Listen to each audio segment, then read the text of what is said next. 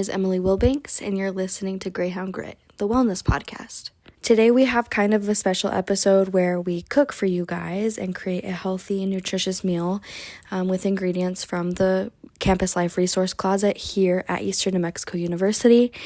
I'd highly recommend you guys watch this one on YouTube, where we just started posting our podcast. Thank you so much for listening. So today I'm here with Eric Salomon. He's a GA in the Campus Life department, and he's also the coordinator of the Campus Life Resource Closet. So today we're just going to talk about how that was made and the resources that we can pull from that. How are you doing today? I'm doing well. How about yourself? I'm doing good. Do you want to tell me a little bit about your education? Right now I'm pursuing a master's in counseling, both in the mental health and school counseling aspect. But before that, I was doing physical education. So that's where I got kind of my little wellness and physical aspect towards, that kind of stuff. Yeah. So where did you come up with the idea for the Campus Life Resource Closet? Being a part of Campus Life, you see a lot of students struggling with certain things. And I was noticing depravity. Yeah. I really don't know the word. Insecurity, maybe? Insecurity is a good one. I'd noticed that a lot of students weren't having something to eat, or they were struggling to find food, and they were asking us where they could find food. So we came up with an idea, and we brought it up to the then vice president at the time, was Dr. Long, about creating a food pantry. Was the original idea, where we could provide food for students on campus, free of charge, of course. But during the process of making it, we couldn't get any grants or anything approved. So our resource closet runs on donations. It doesn't run off of like a grant or anything like that.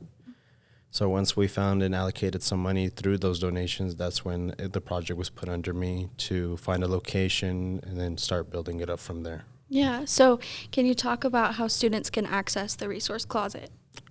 It's super easy to access it. It is downstairs in a Greyhound lounge, and if you don't know where that is, you can always ask our front desk. I've trained everybody in our department to be able to provide any help with students, so just go up to any of the workers and say, I need to access the food pantry, and they'll take you guys down there. And all you got to do is scan the QR code. It'll ask you a couple questions. It's more for our database to make sure we can keep it running, and it also provides us with information of things that I may not have down there that you guys would like to see. So then when I get the donation money for that, I go out and buy everything that the food pantry needs. Awesome. So can you tell me about the success it's had over the couple years it's been a thing? In the beginning, it was not a very common thing. I really had a lot of problems with it. I couldn't get students motivated to come in. It's kind of, a lot of students feel like it's embarrassing. But I kind of reassure them and tell them, like, everybody needs help at some point in their life. It's not that you're less than anybody. It's not that you don't deserve this. I'm like, if you're here, it's because you need it, and that's okay. That's the only reason we need. But over the years, we've seen an increase in people coming in. I think the first year we only had maybe 10 students in the semester, and then it just kept upping. I think our most recent count, is close to the hundreds. Because we get consistent visits every week, really. Yeah, that's awesome. So you talked about food insecurity a little bit. Do you think this is something that can help the campus of Eastern New Mexico University in its access to food? Absolutely. Food insecurity is everywhere, especially with college students. A lot of college students don't make enough as it is. Some pay for school, some pay for dorms, some pay for other things, and they just sometimes don't have it in the budget to pay for food. So I think this does help with the insecurity in some aspect, and it gives students like some hope that they don't have to starve and they don't have to push themselves to that limit in order to make it through college. Yeah. So what kind of food is offered in the closet? I try to keep a very healthy kind of option. So I have I have a freezer. In the freezer I have frozen vegetables, frozen meals, frozen fruits, and then I also have canned goods, which is I keep proteins, fruits, vegetables. I have peanut butters. I have jams and jellies. I have pastas, pasta sauce. So in case if you have a stove at home, you can make food at home. I provide cereal, ramen, things that also can be made in the dorm. I'll offer the quick rice, which is just like a little rice pack that you put water in it, stick it in your microwave, boom. I try to just make sure that I'm offering students things that they can make at the dorm is really the kind of mindset I'm going with. Like, I'm thinking something for them to make without having access to a kitchen. Yeah, absolutely. So if somebody wanted to go about donating to your resource closet, how would they do that? If they would like to donate food, they can just drop it off and then I'll put it away. If they want to donate any money towards like the program itself, you would just go to the foundation and tell them that you would like to make a donation for the resource closet and they know where to put that money. Awesome. Do you have anything else you really want to say or talk about? I think the only thing I want to tell people is that it's okay to reach out. There's nothing wrong with it. And don't ever feel ashamed to reach out for help. Everybody needs help at some point. Even most successful people at some point needed help. So don't ever feel like it's going to make you less successful or less than anybody around you. So if you need it, just come around. Perfect. Thank you so much for coming on the podcast today. I really appreciate you. Thank you for having me. Hey Eric, could you show me to the resource closet? Of course. All right, first we're gonna go down these stairs. We're going down to the basement.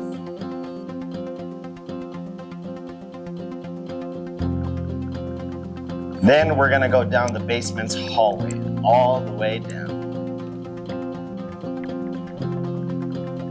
And then as this intersection, we're gonna go ahead and take a left that way. All right. It's gonna be your first door. It's gonna be the first door on your right-hand side. We're gonna go ahead and go in. And now we're in the Greyhound Lounge. The resource closet is gonna be right behind that door that says not an exit. I won't exit out of it. Yeah, don't exit out of it. And all we ask is that you guys complete the survey. It helps us keep an accurate count of how many people use the food pantry and what else we need to put in here for you guys to make sure that you guys are receiving everything y'all need to. And then we're here at the resource closet. Amazing. Hey guys, my name is Naomi Pino. I'm a student chef here at Eastern New Mexico University, majoring in culinary arts. And today I'm at the resource closet, hoping to make a delicious, nutritious, and easy meal. I also have with me today my assistant chef, Esmeralda Dominguez. She wants to come into camera. Hey guys, I'm back. I'm a PWA, so I'm just going to be assisting student chef Naomi here. So yeah. Let's go take a look at our ingredients and decide what we're gonna make. But first, let's grab our little shopping bag. There is lots of ingredients to choose from. I'm a little overwhelmed. I was not prepared for all of this. I thought there was gonna be less, I'm not gonna lie. Ez, what do you think we should make? How you feeling? I'm kind of eyeing the ramen over there in that corner. Seems kind of good.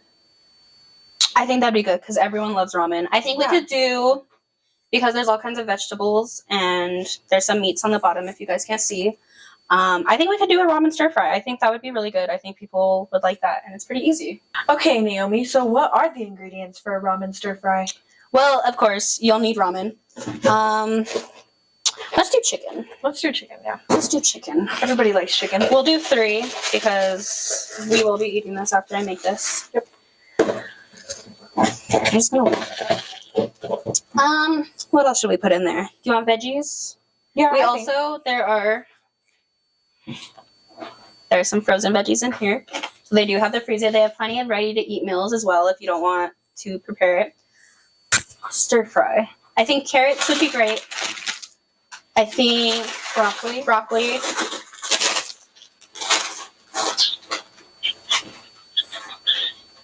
And they don't have frozen corn, so we'll get canned corn.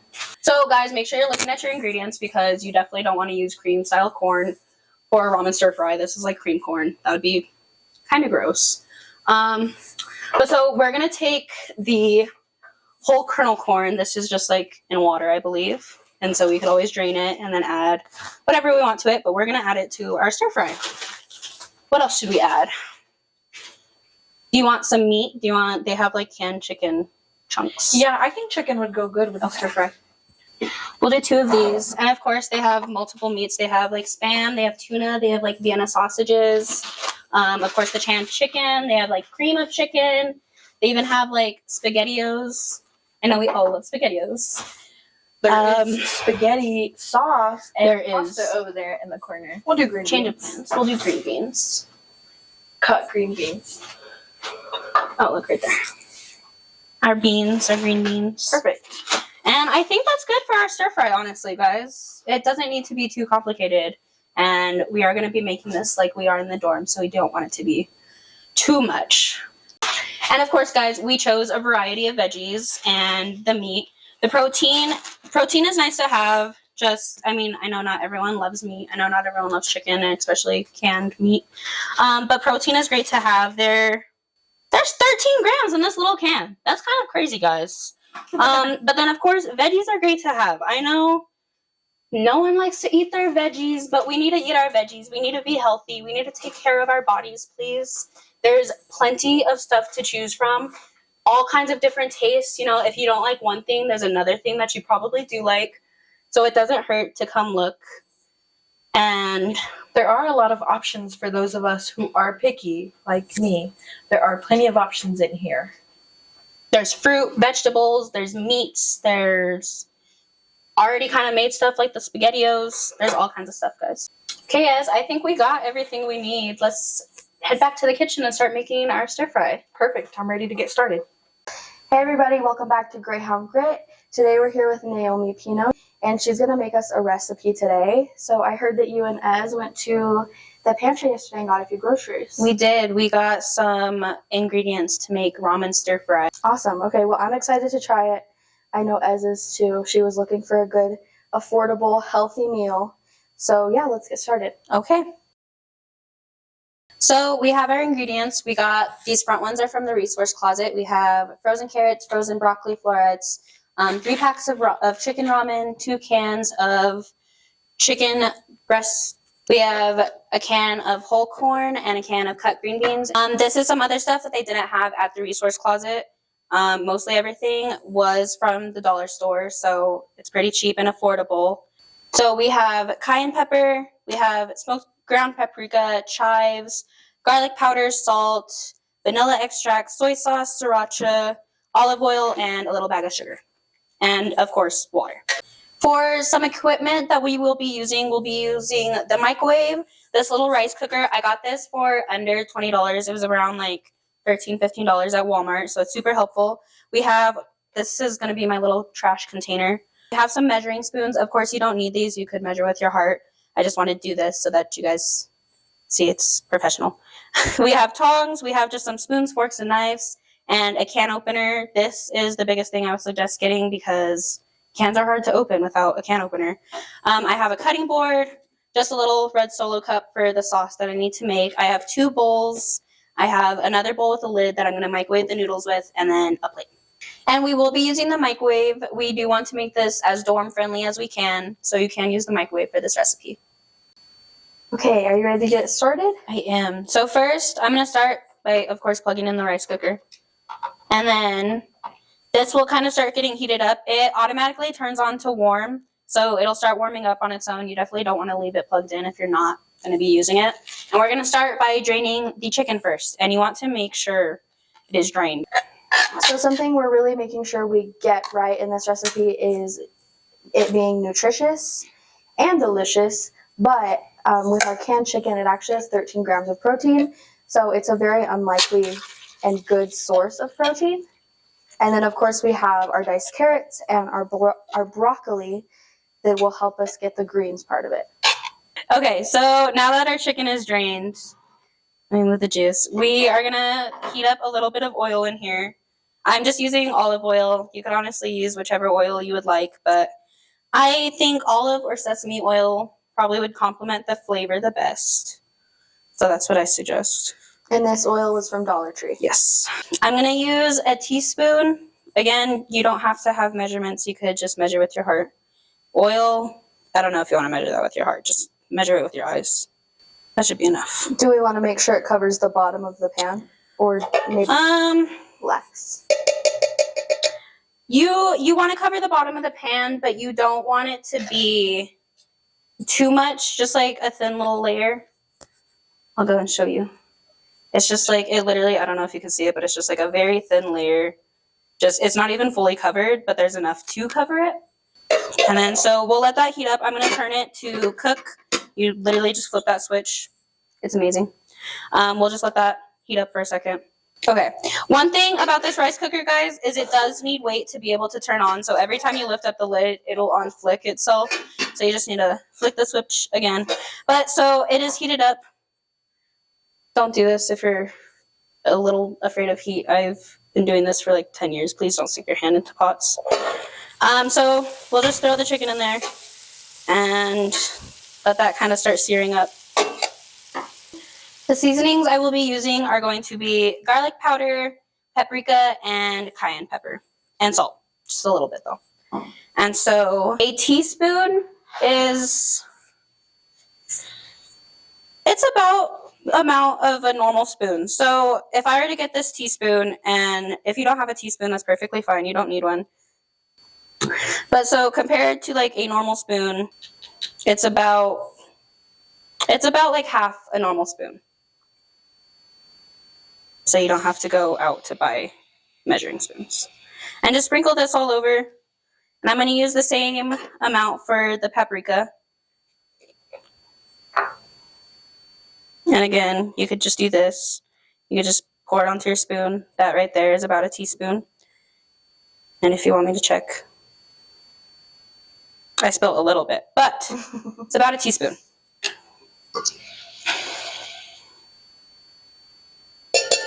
And cayenne, I'm actually going to use less because cayenne is pretty strong, and we are adding sriracha to this, so I don't want it to be overbearingly spicy, even though I don't think our customer has a problem with that. And for the cayenne pepper, I'm going to do just a 1/4 teaspoon. And again, you could use a normal spoon. You could just measure with your eyeballs. It's up to you guys. And then, of course, just a little salt. I'm not going to measure this because I'm just going to do a little sprinkle of it just over it. If you were to measure it, I would do about another 1/4 teaspoon. So just like a little sprinkle like that. Let me move these aside. Measure with your heart. That's what they say. Who is they? I don't know. Me, I'm they. Naomi's they. I say measure with your heart. Unless you're me doing my final, then you have to measure. That's real. That's so real. So I've been told that it's important to measure when you're baking, but it's not as important to measure when you're cooking. Is that true? Yeah, that is definitely 110% true, because baking is more kind of a science of the ingredients mixing together, while cooking, I mean, there's science behind it, of course, like the Maillard reaction of how meats brown, how vegetables brown and everything. There's, of course, still science behind it, but the measurements aren't as important because, say like in baking with cookies, if you add too much baking soda, your cookies are ruined. If you add too much seasoning, it could be ruined, but it's easy to fix by adding either like more ingredients or like a little bit of water to balance it out. But yes, baking definitely you need measurements on. So how many minutes would you say that chicken just seared up in there? About 2, I'd say. I'm gonna do another probably 30 minutes. Oh my god, another minute. I was thinking like 30 seconds to a minute. But it was searing for about a minute before I add the seasoning. So now I'm just kind of letting the seasoning soak into the meat, trying to get everything absorbed. And so as you can kind of see that like the chicken isn't so wet anymore. The juices have kind of simmered off and evaporated, and the seasonings have soaked in pretty well. So I think we can take this out now. I'm going to flick that off. Okay. Our chicken is out. Just set this aside because now we will be starting our vegetables. I'm going to cover this just so it stays warm. It's not super necessary. But so we're going to start the vegetables now. A lot of the oil kind of like simmered out with the chicken, so we're going to add a little bit more. Probably just about another teaspoon or so. And so our oil is warmed up. It shouldn't take as long because it's already warm. So let's open our broccoli and our carrots. I'm not going to add the whole bag. Can you give me scissors? Thank you. I'm not going to add the whole bag because it is a lot compared to how much noodles we're making. So I'm going to do about half a bag of each. Just, again, kind of eyeballing this.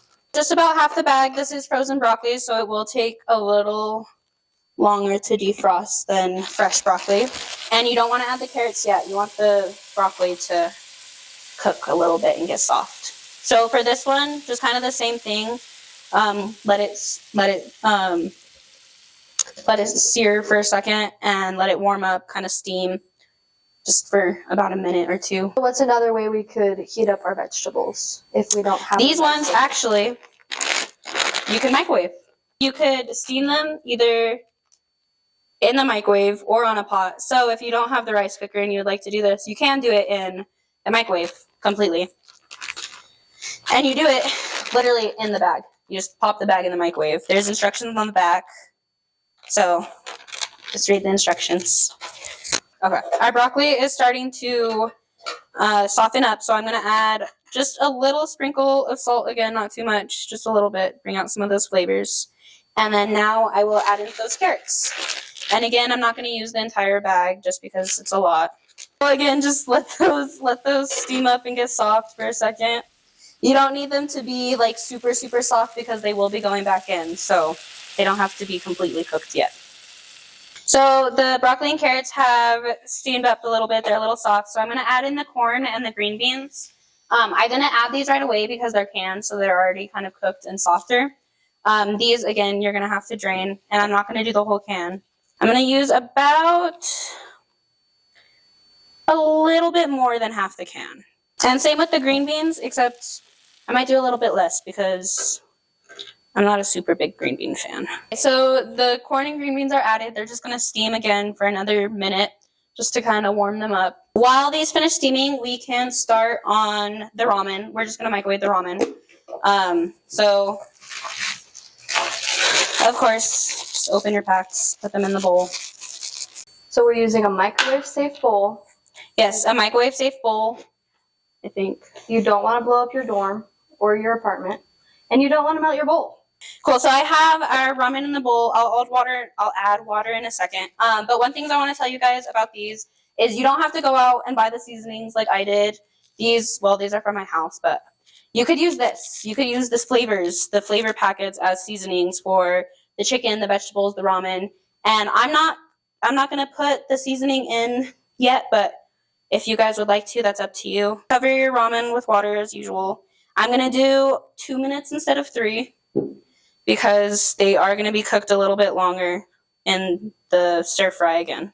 Our noodles are done. You don't want them to be super, super soft because they're going to cook more. So they're just like slightly underdone. So I put our veggies to the side. They have finished steaming and our ramen noodles have done. I've taken them out of the water so that they stopped cooking. And now I'm going to make the sauce that we're going to make it in. So we're going to use soy sauce, sriracha, and olive oil again. Again, all of these are from the Dollar Tree. So we're going to do 2 tablespoons soy sauce. And then we will do, it's a teaspoon of oil. I'm just going to measure with my heart. Again, guys, I would say that this is like a 4th teaspoon. So you could do like maybe 4 capfuls for a teaspoon. And then sriracha, I'm going to do a tablespoon of again. Okay, so we'll just give this a nice little mix. Get it all mixed in. So we're mixing with a fork, so you don't even need like a whisk. I'm just using a fork. You could use a butter knife, a spoon. This isn't super important. It's like you really don't even have to mix it. It's just so that the sriracha gets really mixed in. And then we're just going to add this back to our pan. It's on warm, so that's okay. We're going to add it to our pan, and we want to let that warm up but not cook, because then it'll start getting thick and you don't really want that yet. So yes, we'll just let this warm up for a second, and then we will add back our veggies, noodles, and chicken, and we'll just stir fry them all together. How long would you say the sauce needs to warm? Like 30 seconds, a minute. Okay. You can see when the oil kind of starts to rise to the top, It's not going to be like one big thing because you mixed it. It's going to be like a bunch of tiny little circles and bubbles. And that should be warm enough. And so we're going to start with our noodles so that they can kind of absorb the sauce. And so before you add the chicken and the veggies, just do like a quick little toss so that the noodles can get coated in the sauce. And then you can turn this back on. And let's add some chicken. And then again, guys, with the measurements for this sauce, you could add more soy sauce, you could add more sriracha, you could add more oil. It's up to you. This is just my preference for now. I may add a little bit more. I may need it. Okay. So now you just let it, again, simmer and stir fry all together. Just make sure to kind of toss it every so often so that every piece and every noodle can get coated enough in that sauce. And we're just going to cover this, again, for about 2 minutes. Just mix it every so often. Okay. So this meal is completely customizable, right? Like you can choose whatever veggies? Yep.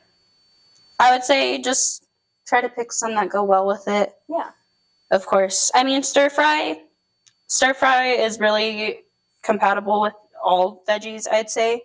So it really is personal preference. You know, if you don't like green beans, you could leave them out. If you say you could do only broccoli, you could do only carrots, you could do whichever you want. Our stir fry has been stir frying for about 2 minutes now, so I'd say that it's ready to serve. I have this plate here. You could do plate, bowl, whatever. You could literally eat out of this if you wanted to. Okay, guys, here is our finished product. Here is our ramen stir fry that we made using ingredients from the resource closet for almost no price. Hey guys, so I'm back. It honestly smells really good in here, so I am very excited to try this. First of all, I want to say thank you, Chef Of Pino. course, It you're looks so welcome. good. So I guess let's just go ahead and try it. Chef Pino, are you ready? Are you? Yeah, I'm ready. Okay. It looks good. Okay, let's just go ahead. Little ASMR moment. Okay, ready? Oh my god. I want a carrot. It's because you have to get everything. Yeah, you have to try to get a little bit of everything. Oh my Let's gosh. see, I think I got it. Okay, I think I did too. Okay. Cheers. Cheers.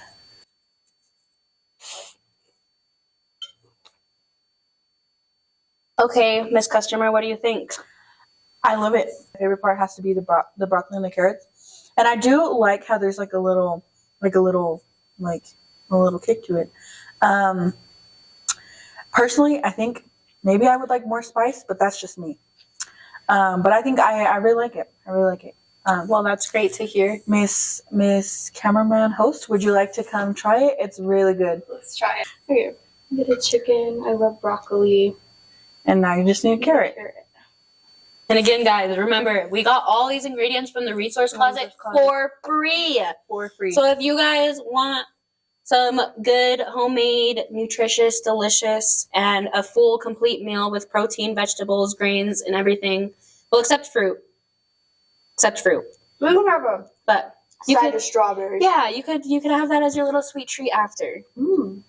There are also a lot of different other options. Like I saw some pasta in there that also looked really good if you wanted to make that. Take advantage of the resource closet if you need it, definitely. There's also really good resources like toothpaste, feminine hygiene products, other hygiene products. So go check it out in the lower level of the Cub where the Multicultural Center is and the Greyhound Lounge. Yeah. Thank you guys so much for coming on today. I hope you enjoyed your meal. Naomi, It's really thank you good. for cooking for Of us. course. Thank you for having me. You have a very satisfied customer for sure. Absolutely. It was I love delicious. that. Yes. Anyway, guys, check us out on YouTube, Instagram, Spotify, and Apple.